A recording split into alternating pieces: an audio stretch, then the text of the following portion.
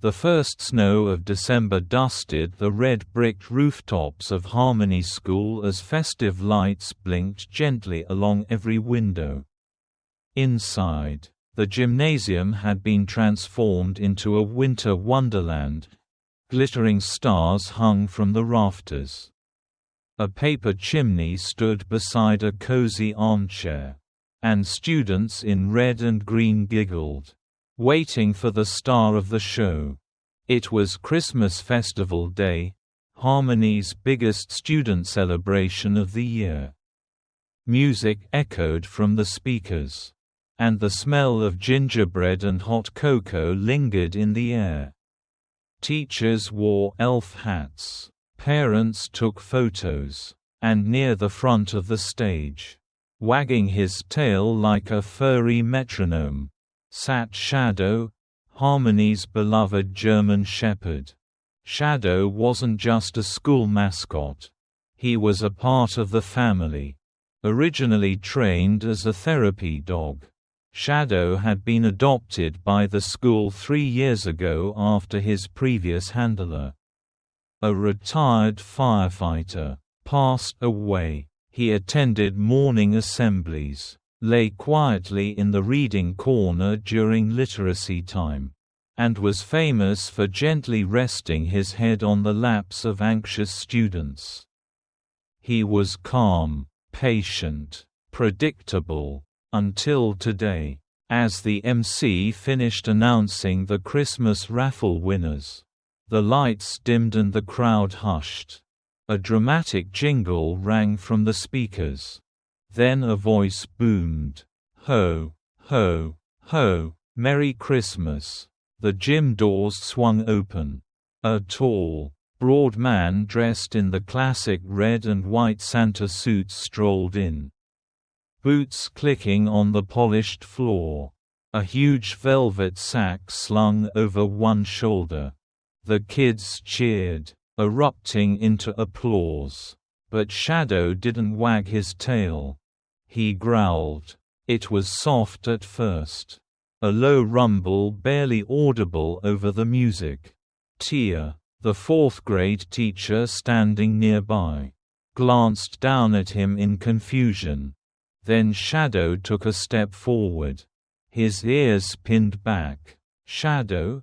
she whispered. Santa was now walking toward the stage, waving broadly, his "ho ho ho" echoing through the gym. But as he passed near Shadow, the dog's growl deepened, and then he barked. Loud, sharp. A few children jumped. Shadow lunged once, not to bite, but to place himself squarely between the man in the Santa suit and the nearest group of students. His tail was stiff, his hackles raised. "Whoa there," Santa said, trying to laugh it off. "I must smell like reindeer jerky." He gave the bag a pat. "Or maybe it's the beef sticks in my sack. Dogs do love snacks." Teachers chuckled nervously. A few parents clapped awkwardly. But those who knew Shadow exchanged uncertain glances. Shadow had never behaved this way. Not during fire drills. Not during loud concerts. Not even when the mayor once brought an actual python to Science Week. Something wasn't right. Principal Kendra James stepped quietly to Shadow's side, laying a firm hand on his collar. "Easy, boy, easy," she murmured. Shadow didn't snap, but he didn't stop. His gaze was locked on the large red sack Santa carried. And he continued barking. Not random barking. Targeted. Santa stepped back slightly, adjusting the sack. "I assure you," he said, voice still smooth, "there's nothing but gifts and tinsel in here." "But he's not barking at you," said Mr. Salim, the science teacher. "He's barking at the bag." The gym had gone quiet again. The students watched with wide eyes. Half in awe, half in confusion. Some thought it was part of the act. But the adults knew better. Principal James motioned for the music to cut. She approached Santa with a calm but firm smile. "Mr. Claus," she said, "perhaps we can step backstage just for a moment. Shadow's clearly upset, and I'd hate for the kids to feel nervous." Santa blinked, then gave a slightly overdone laugh. "Oh dear, I must be scaring the poor dog. I didn't mean to." He turned to the children. "Be right back, my little elves." But as he moved toward the curtains, Shadow lunged again, barking with urgency, pulling against the grip of the principal. Not with aggression, but insistence. He wasn't trying to attack. He was trying to warn. Behind the curtain, in the quiet of the green room, Santa set his bag on a table. Principal James, now visibly uneasy, motioned to Coach Darnell and the custodian, Mr. Vieux, to stay close. Tia entered as well, Shadow beside her, still growling. "All right," Kendra said, forcing composure. "If there's nothing wrong, let's have a quick look inside the bag. Just to be safe." Santa hesitated, only for a second. But it was enough. The tension snapped into sharp focus. "No problem," he said slowly, "just costumes. And a few props. But, you know, Christmas magic prefers secrecy." Shadow barked sharply again. Kendra's voice dropped. "Open the bag, now." Santa's smile faltered. "That's not part of the script. Principal, I didn't write this script." Coach Darnell took a step forward. Santa sighed. With a slow, exaggerated motion, he unfastened the top of the sack. Inside, toys, stuffed animals, wrapping paper, candy canes, and beneath those, something else. A black box, locked, metal clasps. Santa snapped the sack shut. "It's just a speaker, part of my sound system. I need to see it." Kendra said. "No," Santa said, smile gone, "I don't think that's necessary." But the door behind him opened, and two local officers stepped inside, having been discreetly called during the incident. "Sir," one said calmly, "may we take a look?" 10 minutes later, the box was pried open. Inside, vials of liquid, syringes, and animal tranquilizer tags, the kind used for illegal wildlife capture. Also, a folded document listing local kennels and animal shelters. The man in the Santa suit wasn't a hired volunteer. He was a poacher, a suspected wildlife trafficker on a federal watch list, using charity events and school visits as cover to case animal facilities. And Shadow, Harmony's beloved German shepherd, had sensed something no one else had. The rest of the day passed in a haze. Police interviews, a modified dismissal plan, staff stunned by how close something dark had come to their bright little holiday. But amidst it all, one thing stood clear: Shadow had protected them. He had known. Later that night, after the last carol had been sung and the gym stood empty again, Tia sat beside Shadow in the reading corner. She stroked his head gently. "You're the real hero, aren't you?" Shadow licked her hand, then curled up at her feet. Outside, snow began to fall again. And though it had started as a strange holiday, it had ended with something very real. A reminder that sometimes kindness wears fur, and sometimes the best Santa doesn't need a suit. The Harmony School gym still shimmered with lights, music, and laughter. Children were lining up eagerly near the stage, waiting to receive their small wrapped gifts from Santa. The man in the red suit chuckled and patted heads, his voice jolly and warm, though a little too forced for those paying close attention. Shadow was no longer wagging his tail. He stood near the foot of the stage, rigid, ears pinned forward, nose twitching. He didn't bark this time, but he didn't blink either. Something had shifted. Principal Kendra James stood nearby, speaking in hushed tones with Mr. Salim and Coach Darnell, still wary from Shadow's earlier growl, but with no concrete proof and a gym full of excited children. They'd decided to let the program continue, under closer watch. Then it happened. As Santa bent to hand a small box wrapped in shiny red paper to a kindergartner in a reindeer hat, something slipped from his bag. It hit the wooden stage with a soft thunk. At first, no one noticed, except Shadow. The dog's snarl came instantly, low, rising, feral. His paws thudded on the gym floor as he lunged forward. A few students squealed and backed away. Startled, Santa looked down, startled, then reached quickly for the object. Too late. Coach Darnell moved faster, stepping in and snatching it up before the man could touch it. "What is this?" Darnell said, holding it up. It looked like a small gift box, blue, silver bow. Nothing unusual, but the weight was wrong. And Shadow was barking with growing urgency. Tail stiff, teeth bared. Mr. Salim stepped in and peeled the bow away.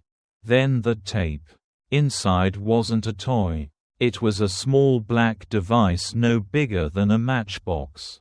Attached to it was a flat button cell battery and a blinking green light.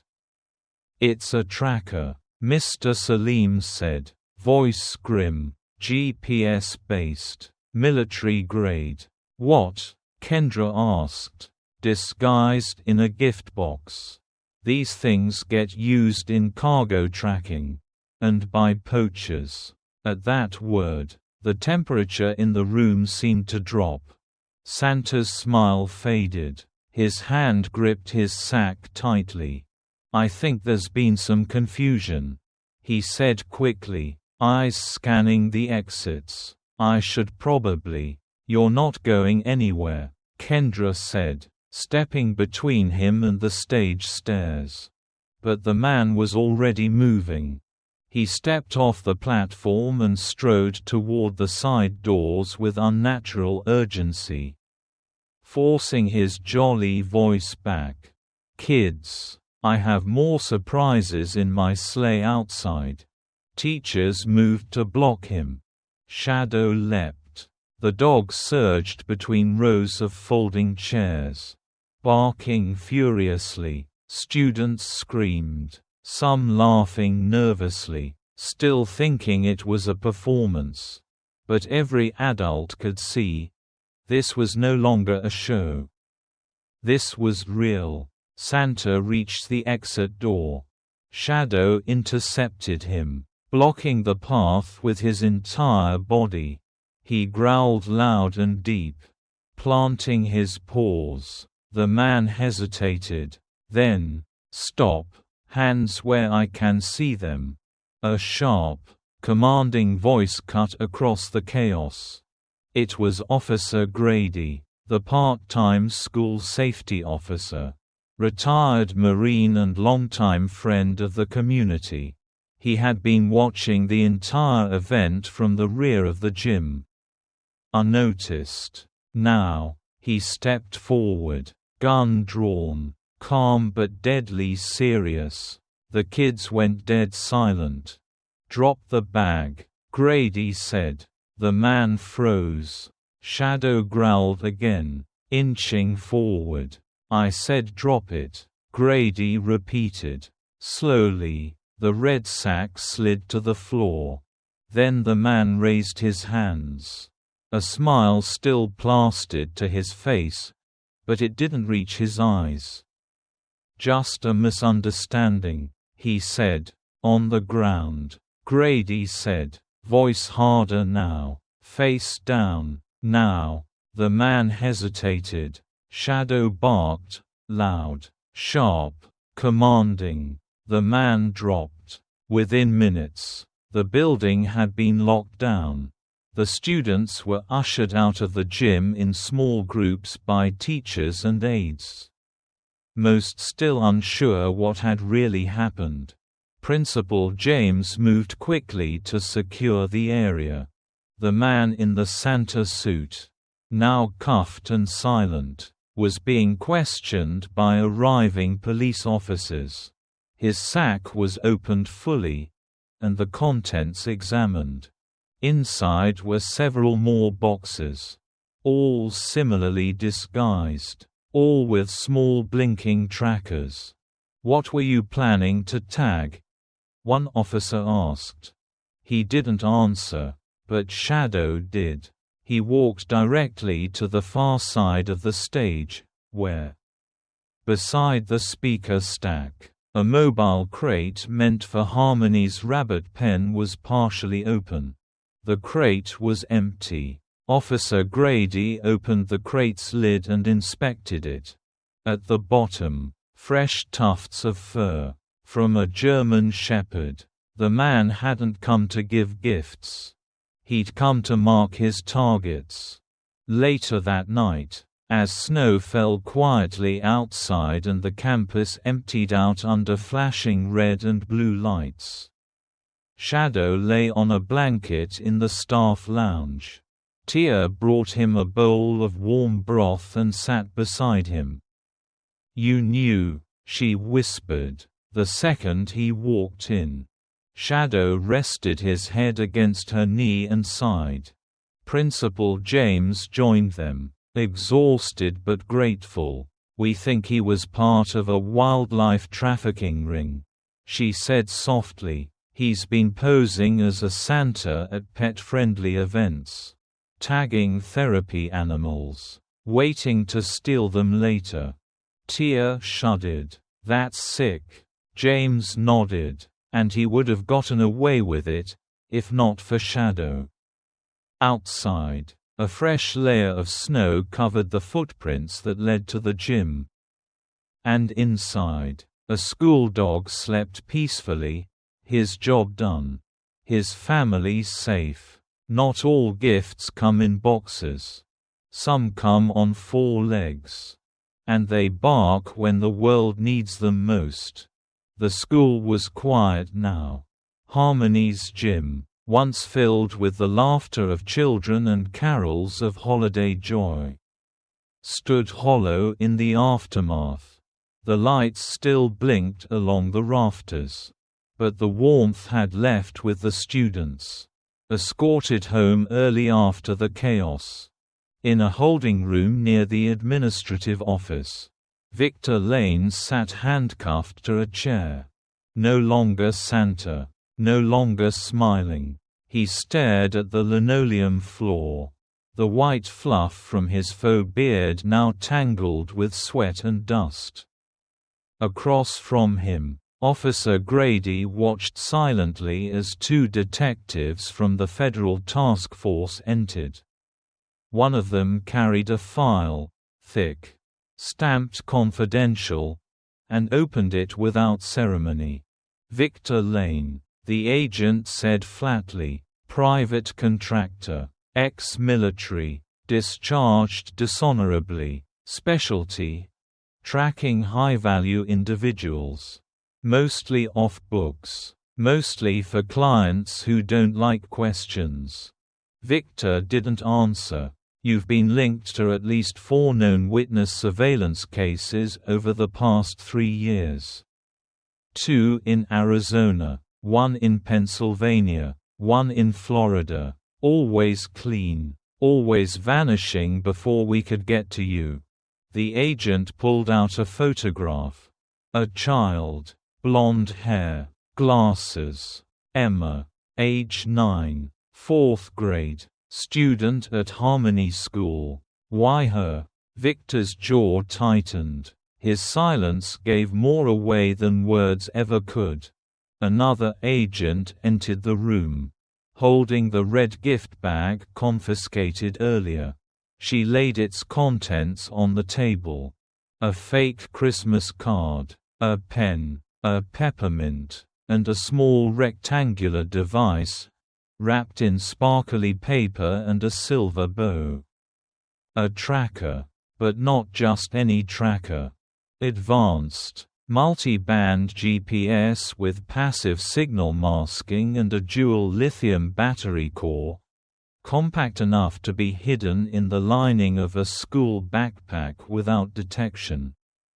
It had already been activated, and its tag number matched one found stuck inside Emma's backpack an hour earlier. In Principal Kendra James' office, Tia sat beside her grandfather Rano, who had returned to the school after hearing what happened. Across the room, Shadow lay at attention, tail still, ears alert. Dr. Morley, the district superintendent, paced slowly, reading from the latest report.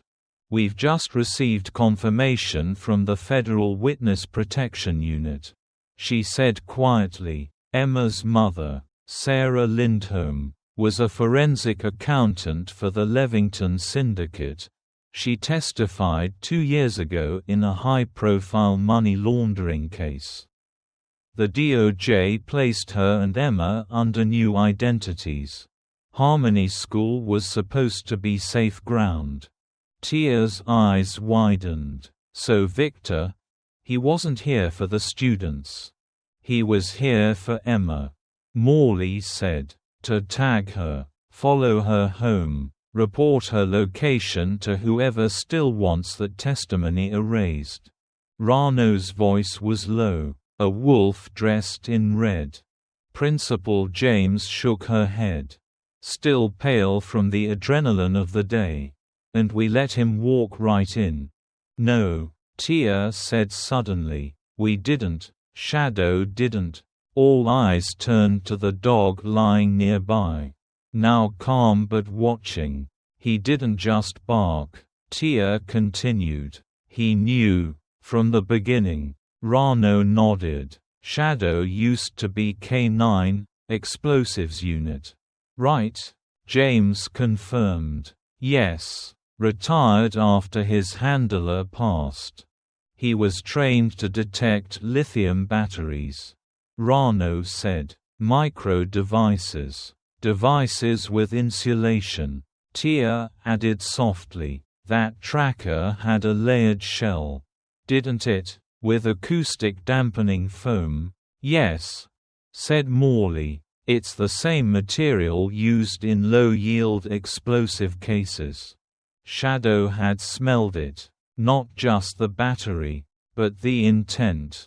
Later that evening, federal agents escorted Emma and her mother into temporary protective custody, relocating them under tight security.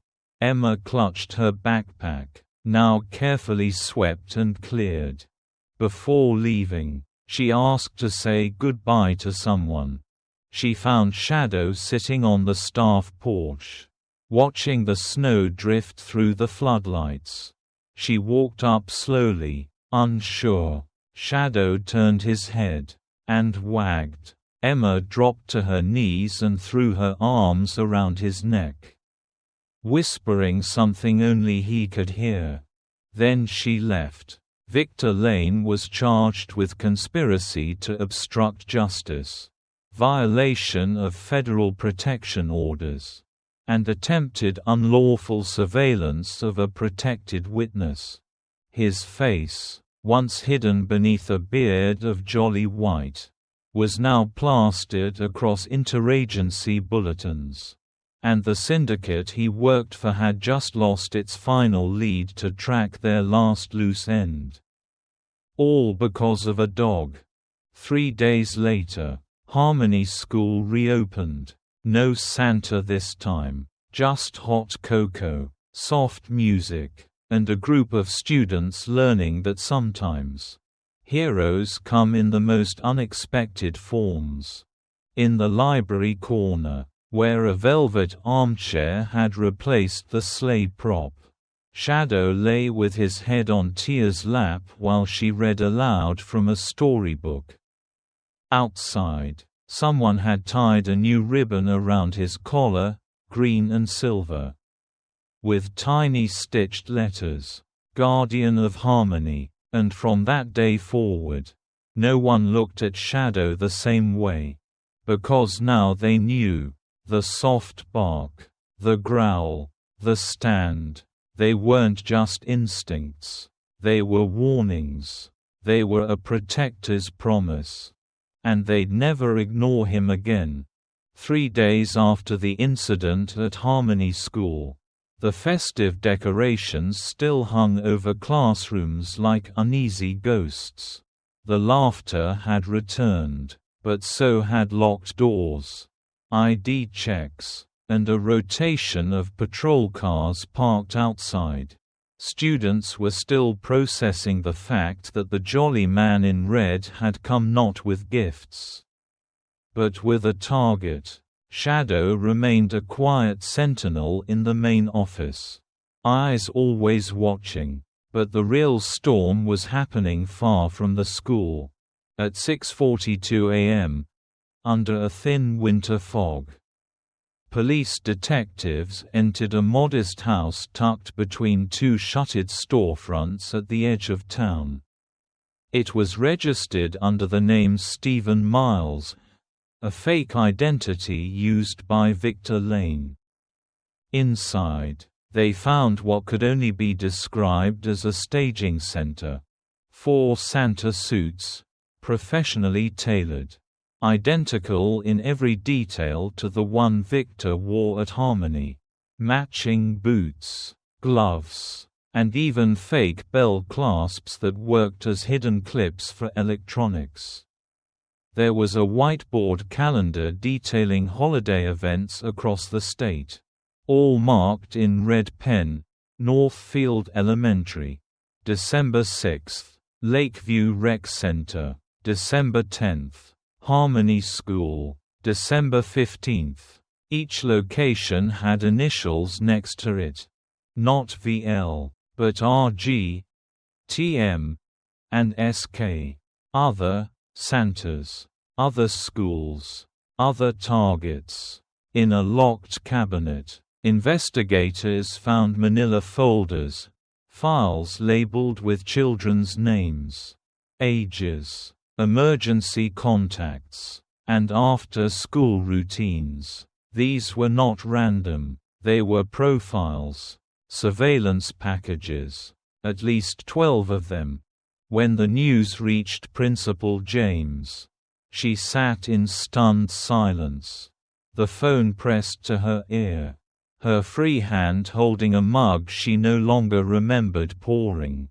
Across the desk, Tia whispered, "He wasn't alone." "No," James replied. "He was part of a system." That same day, Shadow's behavior changed again. Around noon, as Detective Roy Maddox from the local precinct prepared to deliver files to the federal liaison team, Shadow began pacing near the lobby exit. He sniffed the floor, circled the doormat, and growled low, his signal for a scent trail. Officer Grady, now on permanent school detail, recognized it instantly. "He's tracking something," Grady said. They followed. Shadow led them from the school parking lot, nose to the ground, past snowbanks and garbage bins, around the block, and toward a cluster of abandoned warehouses on the edge of the industrial zone.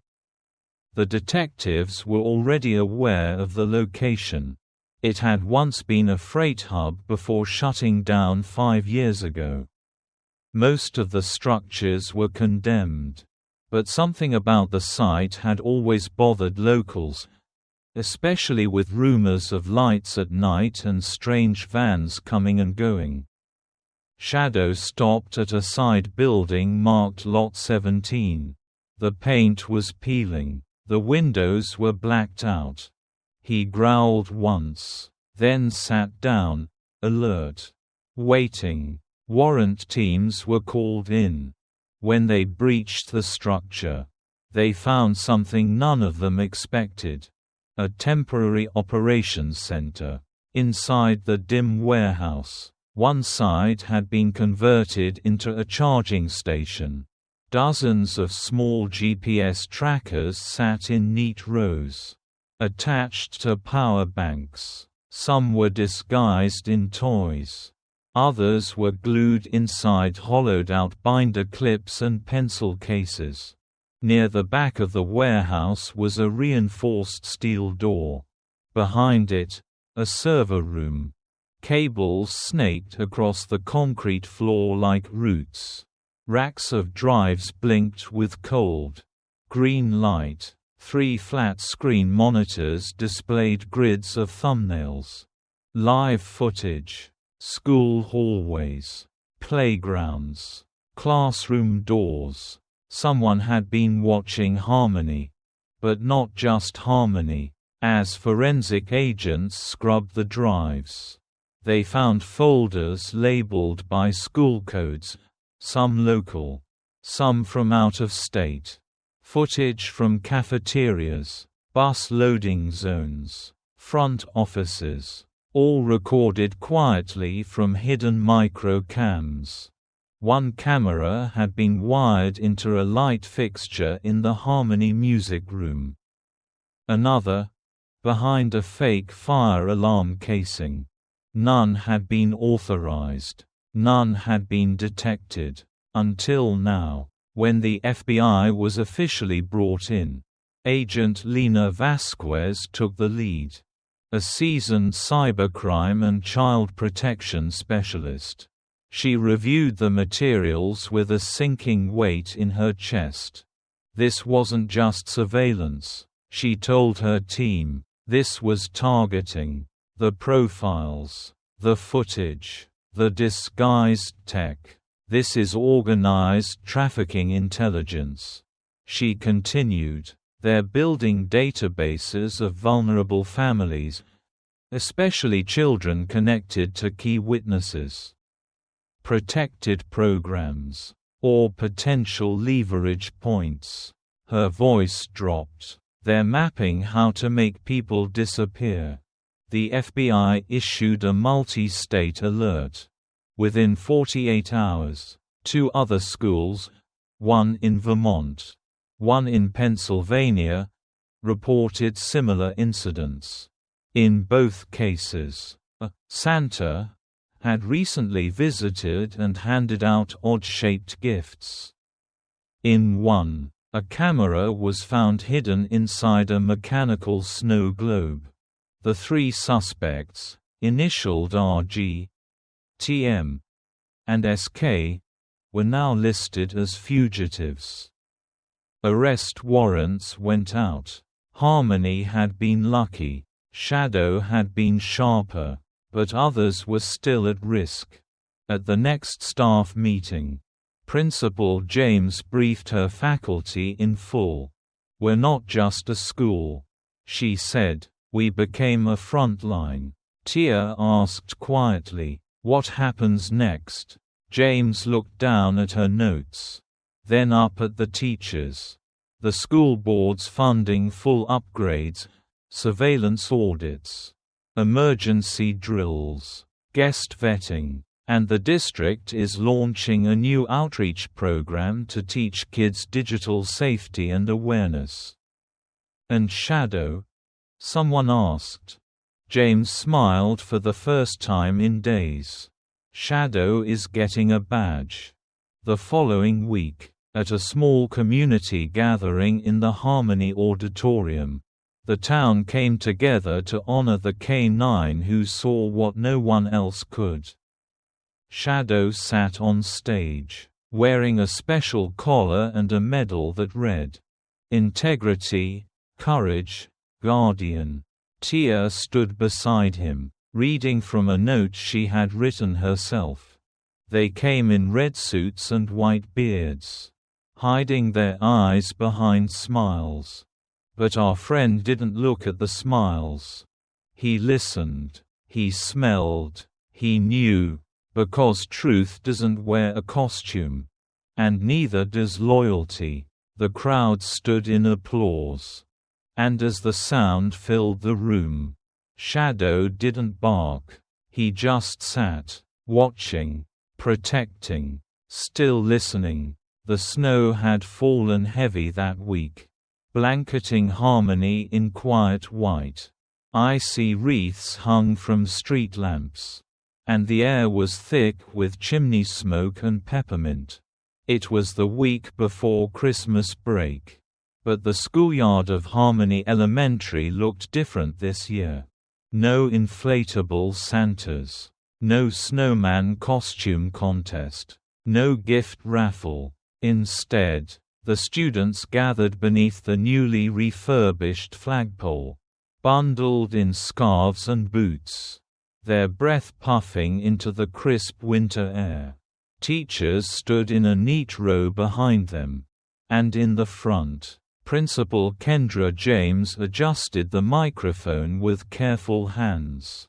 Behind her, the school sign had been changed.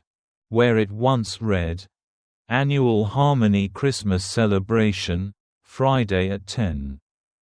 It now said, "Shadow Day, a celebration of courage." Some heroes don't wear red hats or give presents, but they see the truth behind the white beard. The words had come from a fifth-grade essay.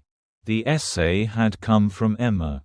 She and her mother were gone now, relocated to another state under the watchful care of federal witness protection.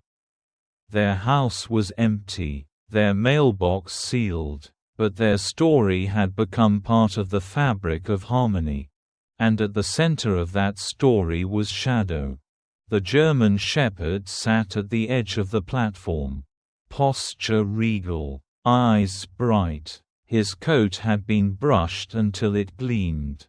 And a red ribbon, not for Christmas, but for honor, was tied neatly around his neck. A silver badge, engraved by the FBI, hung from his collar. Shadow, lifesaver in silence. He didn't bark, he didn't pace, he simply watched, just like he always did. Principal James took a breath and began. "Today is not about presents," she said. "It's not about trees or snowmen. It's about listening, about noticing what others miss, about stepping forward when others hesitate." She turned slightly, gesturing to the dog beside her. "Shadow has been part of our school family for 3 years. He's comforted our students, supported our staff, and reminded us every day what calm strength looks like. But 2 weeks ago, he did something more." The crowd was silent, still. Shadow saw through something none of us did. He recognized danger disguised in tinsel. And because of him, a child was saved, a family was protected, and a criminal network was stopped before it could hurt anyone else. Applause rippled through the crowd. Not loud, but full of weight. "Shadow," James continued, voice thickening with emotion, taught us that not all heroes shout. Some just sit, watch, and speak when it matters most. FBI agent Lena Vasquez stepped forward next. She wore a long coat and gloves. Her badge tucked discreetly into her pocket. She knelt beside Shadow and clipped a second pin beside his badge, the official FBI commendation. Rarely given to non-humans. Courage, she said, addressing the students, doesn't come from size or strength. It comes from choosing to act. Even when it's scary. That's what Shadow did. One by one, the students stepped forward. Each class had prepared something small, drawings of Shadow, paw-shaped thank you cards, poems, even a handmade stuffed replica of him made from old gym towels and buttons. The children giggled, smiled, and some wiped tears. They didn't fully understand what had almost happened. But they understood this. Shadow had protected them. Tia stood with Rano near the back, watching the ceremony with quiet pride. He didn't hesitate. Tia whispered. "No," Rano said, "because some instincts are more than training. They're purpose." Later, the students filed into the cafeteria for warm cider and oatmeal cookies shaped like paw prints. Shadow followed, not begging, just quietly strolling among the tables as children reached to pet him with reverence. There were no gift exchanges this year. Instead, each child wrote down a promise on a small piece of paper and tucked it into a large red stocking labeled "Shadow's Honor." The promises were simple. I will stand up when something feels wrong. I will tell the truth even when it's hard. I will watch out for others the way Shadow watches out for me. At the end of the day, as the sky turned lavender and snow began to fall again, Shadow returned to the office. Tia walked with him, one hand resting on his back. He paused beside the school sign. She read the words out loud again. Some heroes don't wear red hats or give presents, but they see the truth behind the white beard. "Did you know?" she asked softly. From the start, Shadow said nothing. Of course. But his tail wagged once. And that was answer enough. In homes across town that evening, parents asked their children what they'd learned. And the answer came again and again. That gifts are nice. But seeing someone who protects you, that's the best gift of all. And so, Harmony's Christmas wasn't filled with glitter that year. It was filled with something far rarer. Gratitude, awareness, respect for a dog who didn't bark for treats, but for truth. And every year after, on the last Friday before break, Harmony would celebrate Shadow Day. No beards, no red suits, just one name. And the memory of a dog who knew that sometimes the greatest gift is not letting the worst happen. Thank you for watching the video. If you enjoyed it, please comment 1. And if you didn't, just hit like. See you in the next videos.